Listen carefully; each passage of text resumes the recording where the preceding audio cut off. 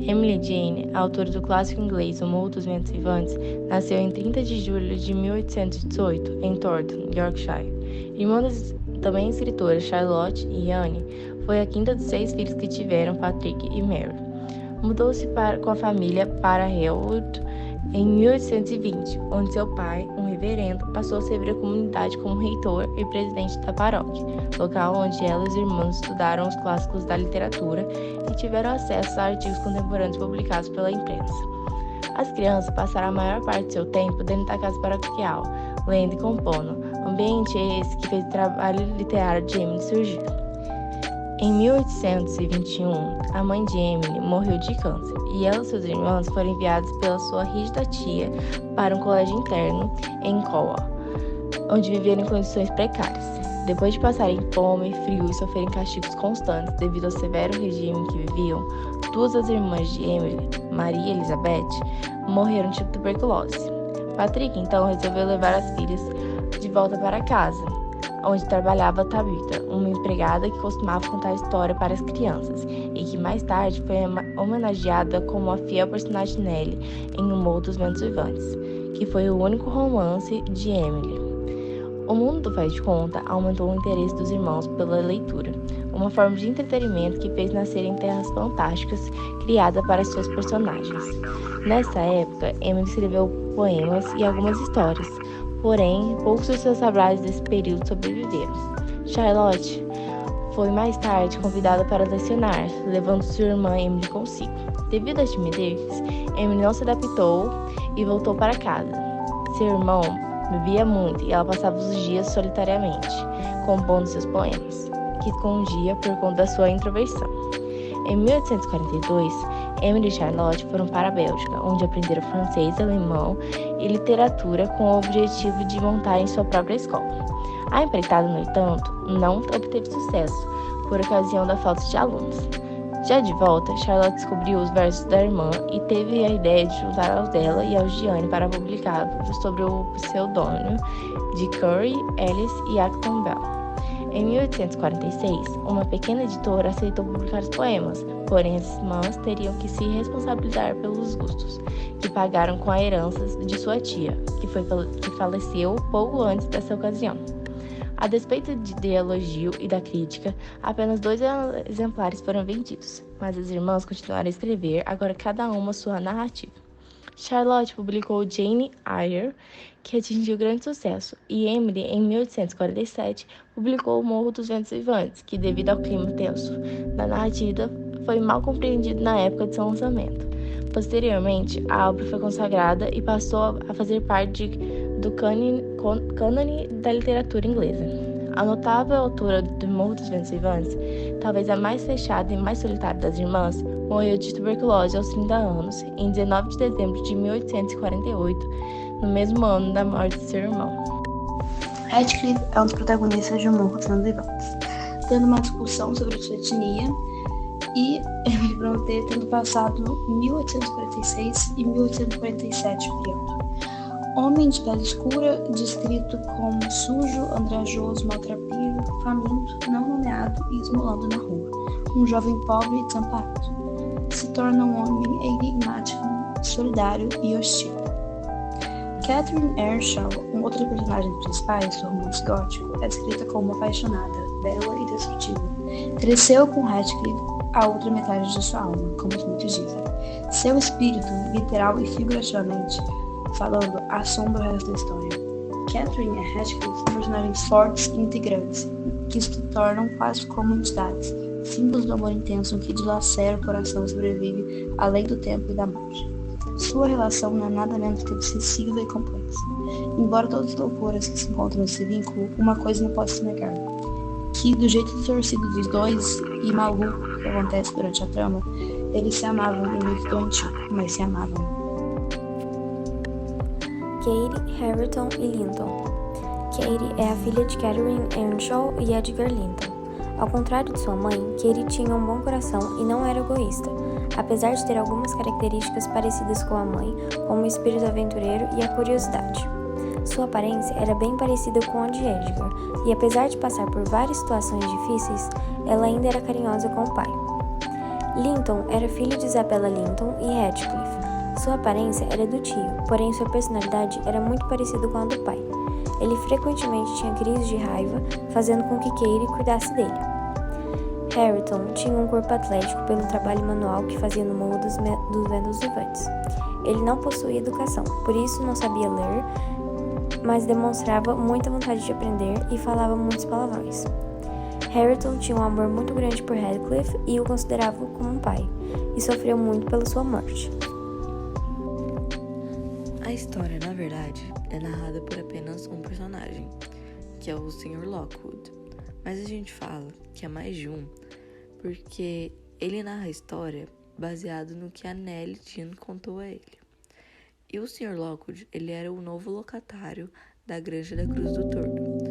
E que, ao fazer uma visita ao Heathcliff, ele acaba pegando um período de nevasca e precisa se hospedar na casa deles, né, da família. E a Nellie Dean era a governanta da casa deles, da família que é os Earnshaw. E vale ressaltar também que os acontecimentos narrados pelo Sr. Lockwood podem não ser verdadeiros, porque ele apenas meio que repassou o que a Nellie Dean tinha falado para ele. E até mesmo ela não testemunhou o que ela tinha falado. Então, ela não sabia se eram verídicos ou não. Alguns ela ficou sabendo por meio de histórias da vila ou por cartas da Isabela mesmo. Muitos pensam que é uma história de amor, mas é muito mais do que isso. Mistura obsessão, vingança e muitos outros sentimentos ao decorrer do livro. Tudo começa quando o Sr. Lockwood aluga a granja dos Tordos com o Sr. Heathcliff, dono dessa propriedade também do Morro dos Ventos Vivantes.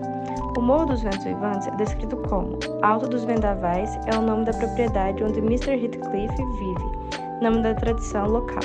Só por si, revelador da inclemência climatérica a que o lugar está exposto durante as tempestades. Ar puro e vento revigorante é coisa que não falta a quem vive lá no alto. Adivinha-se a força das nortadas que varrem as cristas das penedias pela acentuada inclinação de alguns abetos raquíticos que guarnecem as traseiras da casa e pelo modo como os espinheiros do cercado estendem seus braços descarnados todos na mesma direção, como se implorarem ao sol a dádiva de uma esmola. Afortunadamente, o arquiteto teve visão suficiente para construir a casa sólida. As janelas estreitas foram escavadas fundo na pedra e as esquinas protegidas por grandes pedras em cunha. Antes de transportar a entrada principal, detive-me a admirar as figuras grotescas que ornamentavam profusamente a fachada, concentradas sobretudo à volta da porta, sobre a qual perdidos num emaranhado de grifos e meninos despudurados. Consegui lobrigar uma data, 1500, e o nome, Hareton Earnshaw. Após conhecer os moradores da propriedade e passar uma noite assustadora na casa em que viu o fantasma de Catherine, que não sabemos se foi real ou não, Sr. Lockwood fica doente e decide investigar com a governanta da granja dos Tordos, que sempre trabalhou com eles. Ellen ou Nellie, para os mais próximos, diziam sobre a história deles. A narração de Nellie conta a chegada de Heathcliff na casa dos Earnshaw através do senhor da casa que nomeou o novo garoto com o nome de um filho que morreu. O senhor nunca deu muitos detalhes sobre como achou o menino, causando especulação se ele poderia ser ou não o pai do garoto. A situação é descrita assim: o patrão tentou explicar o que acontecerá, mas estava morto de cansaço. Tudo o que consegui entender durante o resplandente da senhora resumia-se a uma história em que falava de o ter encontrado faminto e sem abrigo.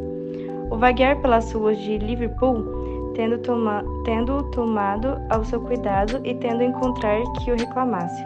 Porém, como ninguém sabia o que pertencia e o tempo e o dinheiro escasseassem, achou preferível trazê-lo para casa, para não entrar em despesas desnecessárias, pois não desejava devolvê-lo à situação em que encontrara. Catherine e Ridley, outros filhos do Sr. Earnshaw, ficam com certos ciúmes pelo tratamento que o pai deles dava ao órfão, como quando ele não trouxe os presentes que as crianças pediram para trazer Heathcliff. Entretanto, Catherine começa a ter afinidade pelo menino. Após a morte do pai, Ridley descartou Heathcliff, o tratando mais como criado do que como irmão. Catherine certa vez estava com Heathcliff e acabou se machucando perto da granja dos Tordos. propriedades dos Linton, foi acolhida quando seu irmão não foi permitido ficar com ela. Após alguns anos, mesmo que Catherine amasse Heathcliff e sentisse como se ela fosse ele e ele fosse ela, segue a linha de interesse e decide se casar com Edgar Linton, que a quis, mesmo depois dela dar um tapa nele. Heathcliff escuta a menina falando com Nellie sobre o possível casamento e foge. Após alguns anos, ele volta poderoso e rico, sem dizer como. Catherine, então, fica dividida entre os dois, seu marido e seu irmão adotivo. Infelizmente, após uma briga entre os dois, a mulher acaba ficando doente e morre a dar à luz a sua filha com Edgar. Heathcliff não suporta a dor de separação e decide se vingar de todos que o separaram, principalmente Edgar Linton. Esse, por sua vez, estava bastante triste com a morte da esposa, mas se dedica a criar a filha, Cat Linton.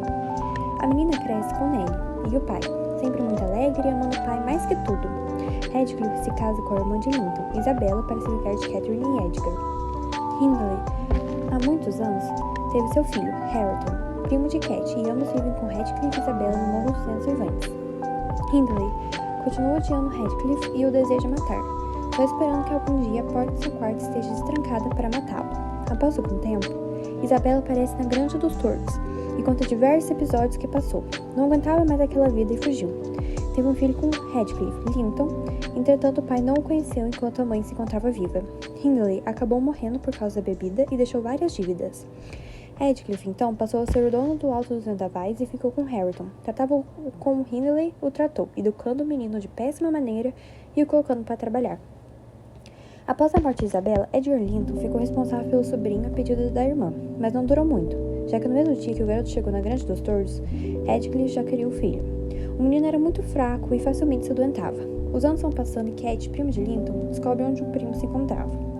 Algum tempo antes, já havia conhecido Hareton após sair sozinho. Linton e ela trocam diversas cartas, já que o pai a proibiu de ir no Alto dos Vendavais. Além disso, ela começa a ir escondida a cuidar do primo doente. Heathcliff tinha um grande interesse nesse possível casal, já que fazia parte de uma de suas vinganças. Nellie, entretanto, interrompe essa comunicação, contando ao pai da menina o que acontecia. Edgar não gostava dela frequentando aquela casa, mas depois de um tempo, ele começa a escrever cartas ao menino, permitindo-o ir em sua residência. Heathcliff revisava todas as cartas, fazendo Edgar acreditar que seu sobrinho era como ele, não como o pai. Assim como sua irmã, o Sr. Linton adoece.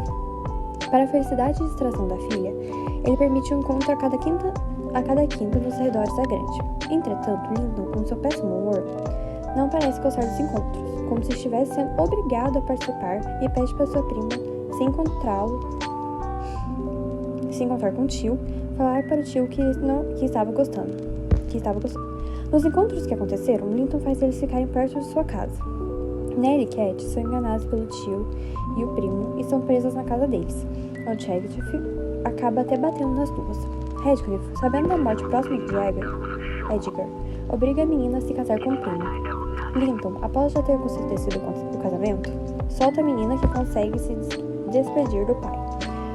Após tudo isso, Heathcliff faz a menina ir para sua casa cuidar de Linton e Nellie fica na Granja dos Tordos, se separando da menina. Zilla conta o que acontece dentro da casa para a tia governanta. Cat precisa cuidar sozinha de Linton, que acaba falecendo. A menina vai ficando fria e cada vez mais sozinha. Depois de Lockwood ouvir tudo, já está melhor e precisa ir embora da grande. Nellie deixa uma carta com ele para ele entregar a sua antiga amiga. Ao chegar na casa, Lockwood entrega a Cat, que despreza-o. Ao saber que era de Nellie, ela se interessa e lê a carta. Heathcliff não estava presente, mas depois chega e fala com o inquilino. Ao passar de algum tempo, o Sr. Lockwood decide voltar à Granja dos Tordos. Ao chegar lá, repara em uma nova governanta. Decide então ir ver o que acontece no Alto dos Vendavais e onde está Ellen. Ao chegar, sente cheiro de flores e vê Cat junto de Hareton, o ensinando e beijando, mas decide não interromper e vai à cozinha. Nellie estava lá e conta o que aconteceu. Heathcliff morreu. Antes da morte dele, Nellie volta para o Morro dos Ventos Vivantes com a saída de Zilla. Com os conselhos da amiga, Cat começa a tratar Hareton melhor, fazendo uma proposta dele aceitar um livro que ela o ajudava a ler. Heathcliff, estranhamente, começa a ficar mais feliz, quase sorrindo, mas sem capacidade para comer até que Nellie o encontra morto. Após isso, Cat e Hareton puderam viver um amor feliz, depois de sofrer uma vingança de um amor mal sucedido. Uma curiosidade, que geralmente não é muito comentada, é que Heathcliff observava a Catherine dentro do caixão. Estranho, não? E agora, para finalizar, que eu achei do livro, de alguns personagens, do ambiente, mas de maneira resumitória. Primeiramente, eu achei linda a ação do Sr. Herschel de pegar o Heathcliff, mas é muito estranho como ele colocou o garoto em primeiro lugar, ao invés dos filhos. É bem interessante como ele não explicou muito como achou o menino, e isso gera várias dúvidas se o menino era mesmo irmão de Catherine ou se ele realmente só tinha achado o garoto. Não gosto muito da Catherine. Ela é uma senhora interesseira, que prefere se casar com Linton do que ficar com quem realmente amava. Se bem que ela aparentava amar os dois, só que em intensidades diferentes. Heathcliff era uma espécie de psicopata. Culpava todos pela sua separação com sua amada e projetava várias vinganças, mostrando ser super frio e estranho. Na vida real, seria mais assustador ainda com suas vinganças, mas não se pode negar que era muito inteligente. Tudo o que fez foi visando a vingança, projetando cada detalhe. A relação da Nellie com a Catherine era meio estranha também.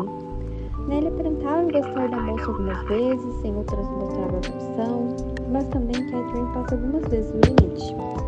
Entretanto, Nellie sempre mostrou não gostar de Heathcliff, desde pequeno, ainda que ele mostrasse alguma afeição pela governanta, menos a parte que abate e prende no final. Agora um personagem que eu adorei, Edgar Linton.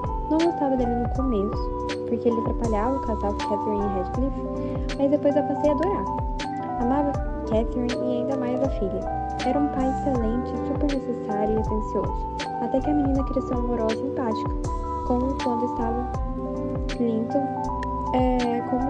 com Linton, o seu primo, que tinha um péssimo gênio.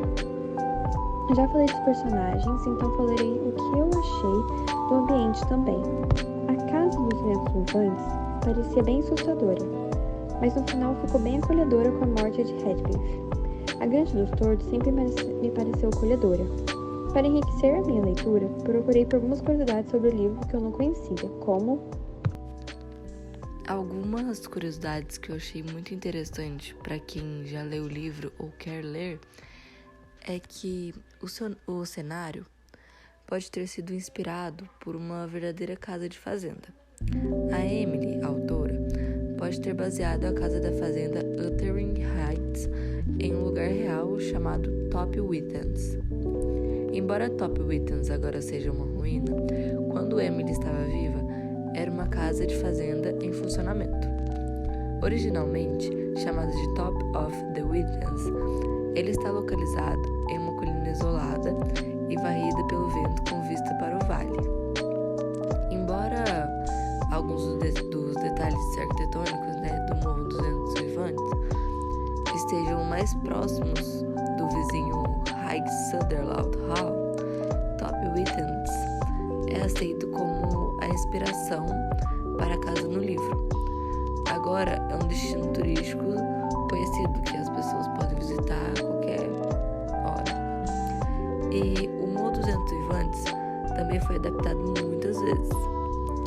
E as adaptações cinematográficas variam de um filme mudo de 1920, que agora está perdido,